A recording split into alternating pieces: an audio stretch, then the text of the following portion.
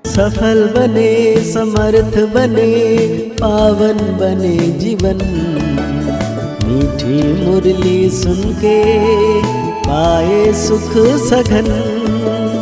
आज का चिंतन, आज का चिंतन। ओम शांति। Good morning. प्यार का सागर शिव बाबा, दिव्य बुद्धिदाता, भाग्य विधाता, परमपिता परमात्मा, आज हम बच्चों को बड़े प्यार से कह रहे हैं, बाप जो पढ़ाते हैं उससे अच्छी रीति पढ़ो तो 21 जन्म के लिए सोर्स ऑफ इनकम हो जाएगी, सदा सुखी बन जाएंगे। साथ में बाबा पूछ रहे हैं, तुम बच्चों के अतीन्द्रिय सुख का गायन क्यों है? बाबा कहते हैं, क्योंकि तुम बच्चे ही इस समय बाप को जानते हो। तुमने ही बाप द्वारा सृष्टि के आदि मध्य अंत को जाना है। तुम अभी संगम पर बेहद में खड़े हो। जानते हो, अभी हम इस खारी चैनल से अमृत के मीठे चैनल में जा रहे हैं। हमें स्वयं भगवान पढ़ा रहे हैं। ऐसी खुशी ब्राह्मणों को ही रहती है, इसीलिए अतीन्द्रिय सुख तुम्हारा ही गाया हुआ है। बाबा कहते हैं, रूहानी बेहद का बाप रूहानी बेहद के बच्चों को समझा रहे हैं, यानी अपनी मत दे रहे हैं। यह तो जरूर समझाते हो और समझते हो कि हम जीव आत्माएं हैं, परंतु निश्चय तो अपने को आत्मा करना है ना।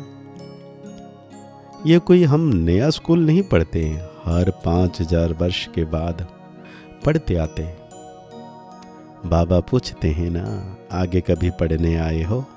तो सब कहते हैं, हम हर 5000 वर्ष बाद पुरुषोत्तम संगमित बाबा के पास आते हैं। यह तो याद होगा ना, कि यह भी भूल जाते हो। स्टूडेंट को स्कूल तो जरूर याद आएगा ना, एम ऑब्जेक्ट तो एक ही है। जो भी बच्चे बनते हैं, फिर 2 दिन का बच्चा हो या पुराना, परंतु एम ऑब्जेक्ट एक है। कोई को भी घाटा नहीं हो सकता। पढ़ाई में इनकम है, वो भी ग्रंथ बैठ पढ़कर सुनाते हैं तो कमाई होती है। कमाई होती है, फिर क्या करते हैं, झट शरीर निर्वाह निकल जाएगा। साधु बना, 1-2 शास्त्र बैठ सुनाया, इनकम हो जाएगा।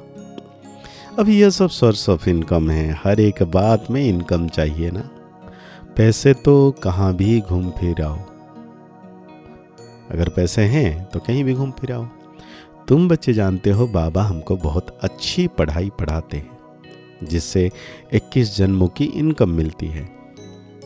ये इनकम ऐसी है जो हम सदा सुखी बन जाएंगे, कभी बीमारी नहीं होंगे, सदा अमर रहेंगे। यह निश्चय करना होता है।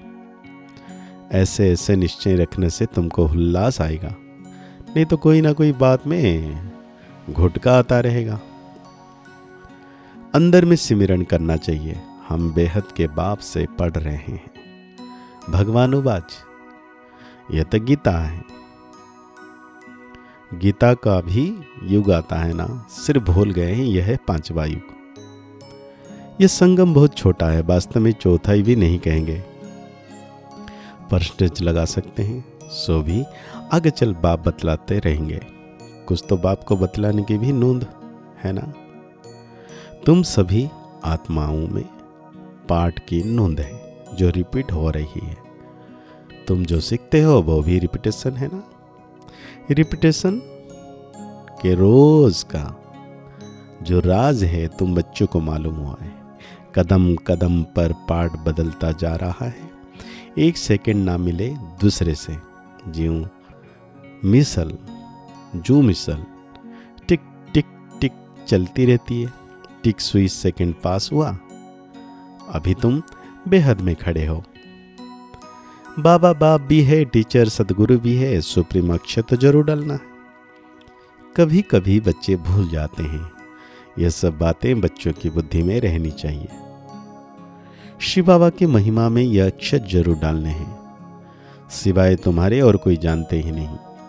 तुम समझा सकते हो तो गोया तुम्हारी विजय हुई ना। तुम जानते हो, बेहद का बाप सर्व का शिक्षक, सर्व का सद्गति दाता है, बेहद का सुख, बेहद का ज्ञान देने वाला है। फिर भी ऐसे बाप को भूल जाते हो। माया कितनी समर्थ है, ईश्वर को तो समर्थ कहते हैं, परंतु माया भी कम नहीं है। तुम बच्चे अभी एक्यूरेट जानते हो, इनका तो नाम ही रखा है रावण। राम राज्य और रावण राज्य, इस पर भी एक्यूरेट समझाना चाहिए। राम राज्य है तो जरूर रावण राज्य भी है। सदैव राम राज्य तो हो ना सके। राम राज्य, श्री कृष्ण का राज्य कौन स्थापन करते हैं, यह बेहद का बाप बेट समझाते हैं। तुमको भारत खंड की बहुत महिमा करनी चाहिए। भारत सचखंड था, कितनी महिमा थी। बनाने वाला बाप ही है। तुम्हारा बाप के साथ कितना लव है, एम ऑब्जेक्ट बुद्धि में है, यह भी तुम जानते हो। हम स्टूडेंट को अपनी पढ़ाई का नशा होना चाहिए, कैरेक्टर का भी ख्याल होना चाहिए। विवेक कहता है जबकि गॉडली पढ़ाई है तो उसमें एक दिन भी मिस नहीं करना चाहिए, और टीचर के आने बाद लेट भी नहीं पहुंचना चाहिए। टीचर के बाद आना यह भी एक इंसल्ट है। स्कूल में भी पिछाड़ी में आते हैं तो उनको टीचर बाहर में खड़ा कर देते हैं। बाबा अपने छोटेपन का मिसाल भी बताते हैं। हमारा टीचर तो बहुत सख्त था, अंदर आने भी नहीं देता था। यहाँ तो बहुत हैं जो देरी से आते हैं। सर्विस करने वाला सपूत बच्चा जरूर बाप को प्यारा लगता है ना। अभी तुम समझते हो आदि सनातन देवी देवता धर्म तो यह था ना। इनका धर्म कब स्थापना हुआ, जरा भी किसी की बुद्धि में नहीं है। तुम्हारी बुद्धि से भी घड़ी घड़ी खिसक जाता है। तुम अभी देवी देवता बनने के लिए पुरुषार्थ कर रहे हो। कौन पढ़ा रहे हैं? खुद परमपिता परमात्मा। तुम समझते हो हमारे यह ब्राह्मण कुल है, डिनाइस्टी नहीं होती है, यह है सर्वोत्तम ब्राह्मण कुल।